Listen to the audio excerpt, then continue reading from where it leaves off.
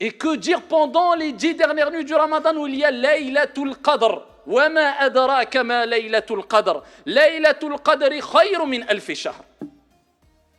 Et à la nuit du destin, Allah il dirait, qui te dira c'est quoi la nuit du destin? Qui te dira? Qu'est-ce que c'est que la nuit du destin?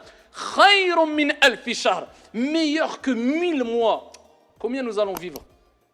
Allez, en moyenne, le prophète il dit, ma communauté vivra entre 60 et 70 ans, 80 ans, 90 ans. Eh bien, Allah, il te rappelle que je te donne une nuit. Une nuit. Eh bien, elle est meilleure qu'une vie entière. Allahu Akbar. 83 ans. 1000 mois, c'est plus de 83 ans.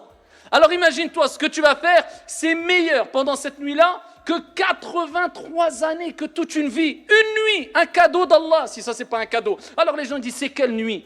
Le prophète alayhi salatu wassalam a dit iltamisuha fil ashr al-awakhir. Cherchez-la dans les 10 dernières nuits. Certains disent oui, mais c'est la 27e nuit. Oui, il y a plus de textes qui indiquent que c'est sûrement la 27e nuit. Mais certains ont jeûné mercredi, d'autres jeudi. Allahu a'lam qui va tomber dans la 27e nuit. De plus, le prophète a dit particulièrement cherchez-la dans la nuit impaire. Mais qui a commencé le mercredi? D'autres ont commencé jeudi. Donc pour certains c'est pair, d'autres c'est pas. Ya Abdallah, t'as 10 nuits, c'est pas énorme. 10 nuits, regarde le commerce avec Dieu. 10 nuits de sacrifice contre 83 ans. Cherche-la dans les 10 nuits. Sois régulier pendant ces 10 nuits-là, c'est tout. Ne te dis pas c'est cette nuit. 10 nuits, sois régulier pendant ces 10 nuits-là. Et là, à ce moment-là, alhamdoulilah, tu vas tomber à coup sûr sur cette nuit. Tu auras passé Ramadan, tu te diras, les 10 dernières nuits, j'ai fait ça, ça, ça, ça, et ça, c'est ce que je voulais faire. Dans tous les cas, je sais que je suis tombé dans Laylatul Qadr. C'est pas beau ça, ayyuha al-akhyar? Alors que le prophète alayhi salatu wassalam, comme elle dit Aïcha, radiyallahu anha wa ardaha, quand le prophète alayhi salatu wassalam, quand les 10 dernières nuits venaient, le prophète alayhi salatu wassalam serrait son izar, son vêtement du bas, il le serrait. Certains disent que c'est une image, comme si on disait, eh bien, retrousser ses manches, et c'est une réalité, les 10 jours sont là, les 10 dernières journées sont là, les 10 dernières nuits sont là, retrousse tes manches, ya Abdallah. Et d'autres disaient, non, c'est parce que le prophète s'abstenait même de rapport avec ses épouses, pendant ces nuits-là, pour se consacrer vraiment à l'adoration, bien que pendant les nuits, ce n'est pas interdit.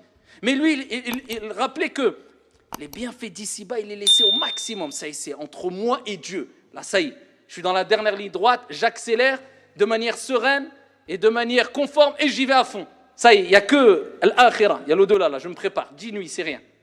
Et donc, le prophète, alayhi salatu wassalam, qu'est-ce qu'il faisait aussi? Il réveillait sa famille. Il réveillait sa famille, ici, pendant les nuits, pour non seulement lui profiter, mais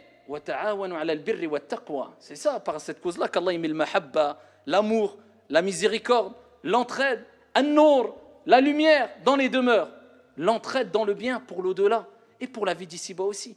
Tu entraides. L'épouse qui se lève, c'est pas beau ça? L'épouse qui se lève et qui lève son époux, réveille-toi, on fait deux rak'at lillahi azza wa jal. Et c'est pour ça le prophète alayhi salatu wassalam a dit dans un hadith fi sahih qu'Allah fasse miséricorde à un homme qui s'est levé le matin et qui a réveillé, pendant la nuit, il a réveillé sa femme pour faire la prière de la nuit. Qu'Allah fasse miséricorde à une femme qui s'est levée la nuit, qui a réveillé son mari pour faire la prière de la nuit. C'est beau ça, c'est l'entraide. Machel Wahad, il est en train de réveiller son époux alors qu'il est 14h, tu vois, c'est bientôt le Maghreb. Oh, attends encore un peu.